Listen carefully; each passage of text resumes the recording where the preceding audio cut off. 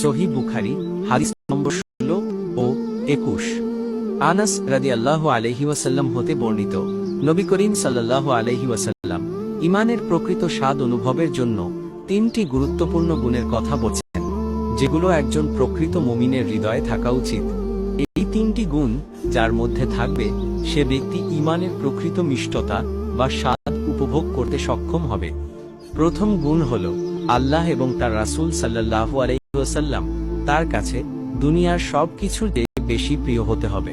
অর্থাৎ তার ভালোবাসার কেন্দ্রবিন্দু হবে আল্লাহ এবং রাসূলের আদেশ নিষেধ, তাদের সন্তুষ্টি অর্জন। দ্বিতীয় গুণ হল সে কোনো মানুষকে ভালোবাসবে শুধু আল্লাহর সন্তুষ্টির জন্য, স্বার্থ, সম্পর্ক বা ব্যক্তিগত লাভের জন্য নয়। আল্লাহর জন্য কাউকে ভালোবাসা ইসলামী ভ্রাতৃত্ববোধের মূল ভিত্তি। তৃতীয় গুণ হল আল্লাহ তাকে কুফর, অবিশ্বাস থেকে যেভাবে রক্ষা করেছেন, সে যেন কুফরে ফিরে যাওয়া থেকে এতটাই ভয় পায় যেমন কেউ আগুনে নিক্ষিপ্ত হতে ভয় পায়। অর্থাৎ কুফর তার কাছে হবে সবচেয়ে অপছন্দনীয় ও ভয়ঙ্কর বিষয়। এই তিনটি গুণ যার মধ্যে থাকে, সেই ঈমানের স্বাদ, মাধুর্য ও প্রশান্তি অনুভব করে।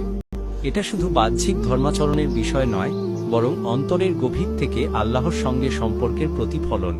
এই হাদিস আমাদের মনে করিয়ে দেয়, ঈমান শুধুমাত্র মুখের কথা নয়, বরং অন্তরের ভালোবাসা, কাজের নিঃস্বার্থতা ও বিশ্বাসের দৃঢ়তা দিয়েই তা পরিপূর্ণ হয়।